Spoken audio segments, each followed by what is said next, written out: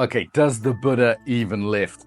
So this is a series where we look at various thinkers, philosophers, and we ask, do they help your weightlifting, your strength training, and do they lift you up? Do they raise you up in their philosophy, or should they be ignored? So we're looking at this at two different levels. So today we're looking at Prince Siddhartha, the Buddha, the Awakened One. Dude's got a lot of titles. I've studied this in some depth for some years, including daily meditation for 20 years, at least 20 retreats, solitary retreats, monastic stays. I've studied the three main kinds of Buddhism in some depth, mostly Theravadan Buddhism, which is kind of old school, fairly straightforward Buddhism, some Zen, particularly in the Rinzai tradition. I've interviewed some Tibetan Buddhism, including trip to Dharamsala in India, where the Dalai Lama lives. I've interviewed many of the top sort of Western Buddhist teachers in the world as well. Okay, Buddhism's a big system, is the first thing to say. I would say this, it is a treasure of humanity. If you are interested at all in psychology, to not study Buddhism through subjective practice, through your own practice, because that's what it's really about, would be missing something, But let's narrow in and ask how it might help you if you're into strength training. So, Buddhism is often described as the middle way. Middle way between what? Between total renunciation of the world and kind of hedonistic pleasure.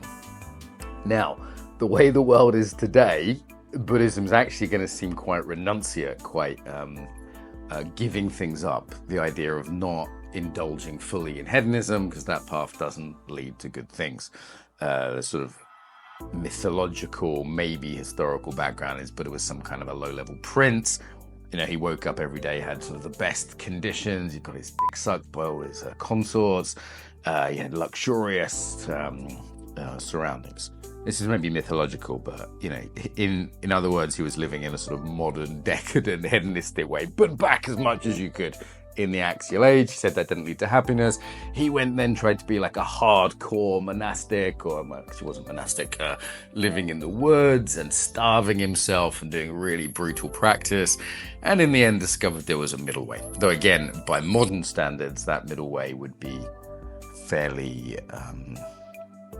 Spartan, stoic, you know, I use Greek words, but giving things up.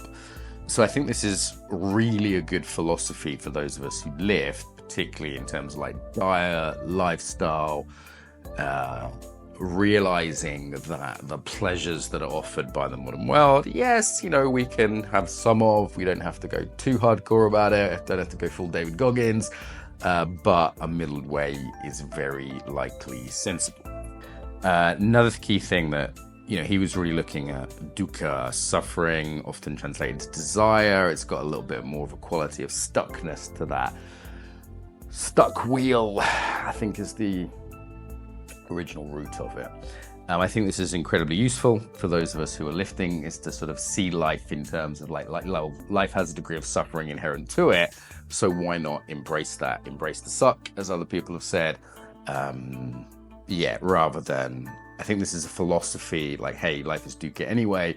This is a philosophy which enhance those of us who want to do difficult things. It's like, well, life is difficult anyway, right? We're not trying to make it just easy. That's impossible. Also, I think the Noble Eightfold Path is just very, very useful for anyone to look at themselves that holistically. So I think it was one of the first systems, the Noble Eightfold Path is like how you do Buddhism, right? So it's not just meditation. Modern Buddhism is really corrupted in the sense of just being about mindfulness itself, kind of a bad translation of a Pali word, and often corrupted by a sort of West Coast American kind of wokeism. You know, that kind of West Coast New Age Buddhism, I'd say doesn't help you lift at all. In fact, the opposite. There's a victim culture in it. There's a sort of overly therapeutic nature to it. Frankly, it's very soft. It's kind of pathetic. I've interviewed a bunch of people who are the sort of lead figures in that world, and frankly, I'm not impressed. You know, one person I interviewed, I asked a challenging question, and she got so triggered, she sort of shut down the interview for 5 minutes while she recentered herself, and it really wasn't like a rude attack or something. It was just basic. an interview requires basic adult robustness, and she didn't have that. So I'd say that kind of like overly sensitive, middle class, slightly new age, slightly woke, slightly therapeutic West Coast American Buddhism definitely doesn't lift. However, your old school original Buddhism does, in the different forms. So Zen, for example, that's like samurai Buddhism. That definitely lifts. It definitely helps you lift. There's a philosophy of sort of transcendence in it. There's this quality of like just sit, of deal with the pain, stare at the wall, on one form of Zen. Zen is hardcore. There's no doubt about it. I actually stopped doing Zen because I thought, you know what, it's almost like too warrior-like in its essence. Tibetan Buddhism has a lot of cultural stuff, a lot of sort of deities and demons and things like that going on, but it's still got a very sound core. The other thing I'd say is the emphasis on kindness and compassion in Buddhism. I think this is really helpful for those of us who live, that often we tend to be people who push ourselves too hard. You know, for me, I just come from the gym, still sweaty.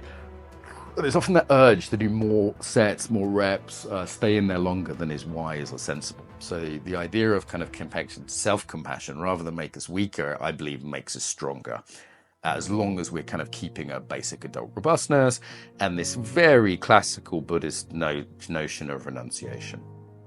You know, if you've not done solitary retreats, you've not spent silent time, this can be great practice to really go into oneself. And of course, you know, mindfulness is one element to it. For me, a meditation practice really enhances a weightlifting practice in terms of muscle-mind connection, in terms of being aware of my body. You know, it's interesting, when I first started going to a PT, he was like, oh, you know, have you been to a PT before? Your technique's very good. And I was like, no, I'm just body aware and it feels right. And some of the stuff I see people doing in gyms, I just think, well, if you had any degree of enhanced body awareness for meditation, you just wouldn't do that. You just wouldn't do that. In terms of injury prevention, being able to, you know, for example, just a slight feel in my bicep at the moment, I'm like, okay, I'm just going to back off a little bit of bicep training. That doesn't feel great. I think most people would just miss that. The other one that you learn in meditation is also this increased sensitivity is number one, which definitely helps you lift, but it's also the ability to transcend that. It's just sensation. So what Buddhism teaches you is this sensation, but you don't really get suffering is called the second arrow. It's this pain maybe, right? But only when you have attachment, when you're trying to get away from that, does it become suffering. We know this is necessarily the case because there can things that can hurt. Like, I don't know, when I'm doing martial arts, I'm like, ow, this wrist lock hurts good. Or people who are kinky, you know, they're like, it hurts, but it hurts good. So we know it's not the pain. The suffering is caused from trying to get away from the pain. Yeah, or being a pleasure.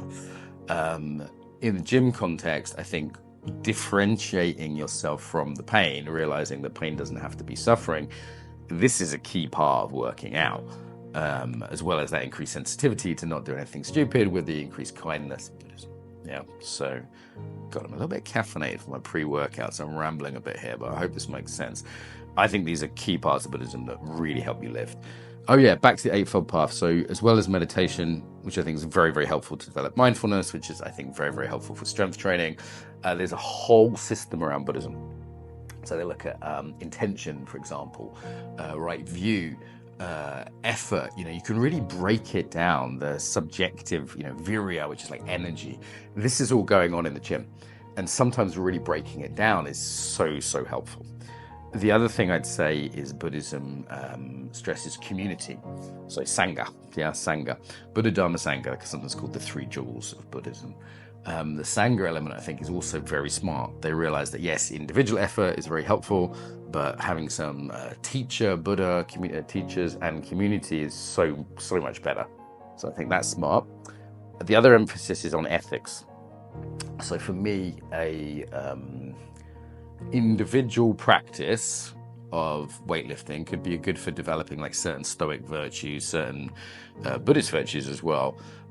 Certain practices of non-attachment, say from a Buddhist point of view, you know, hey, it's only pain, it doesn't have to be suffering. But ethics are essentially relational and community orientated. And in Buddhist worldview, these actually create the clarity of mind to meditate. So it's a very different take on ethics than you might be used to from, I don't know, Aristotle or something. So I think that Buddhist emphasis on interpersonal ethics as the container for one's practice is super smart, super smart. Okay, marks of existence. Yeah, impermanence, suffering, and no self. These can all come up in the gym, kind of probably a bit more in depth than this video would require. Ethical precepts I've mentioned, super helpful, to refrain from taking intoxicants because they're all about mental clarity, right? So that's in there. Yeah, like what would that be like in the gym to refrain from taking that which is not given? So for me, it's, simple gym etiquette, for example, false speech, not boasting around what you can do. I think this is all extremely helpful as a container for our practice. Buddhism goes right into things like livelihood as well. So not, even how we make a living, our sexual relationships. I think having a system like that can really help those of us who have this very individual, a physical practice of weightlifting to provide a wider container. And I'd say even if you're Christian or you're atheist, and by the way, you can be a Buddhist atheist according to some people, Stephen Batchelor, for example, it's more of a philosophical system than a religious system. Right? There's certainly parts that are compatible with, say, Christianity as well. So, there's lots of monastic Christians, for example, who do a lot of activities that are similar to Buddhist mindfulness practice, and actually in some cases actually enhanced by studying Buddhism. So I'd say there's no contradiction there. Yeah, great. So does Buddhism help lifting? Yes. Does Buddhist philosophy uplift one's life? In my experience, people who study original Buddhism in one of the sort of three core forms, you can enhance that with Western understandings of things like trauma awareness or a certain amount of therapy that may not have been included in Eastern approaches. It's not that the Western stuff is bad, as long as you're not going to that New Age, woke, or overly therapeutic West Coast Buddhism. Assuming you're avoiding that and you're going, into the sort of the old school stuff or the old school stuff enhanced with some Western stuff. Yeah, for me, the Buddha definitely fucking lifts.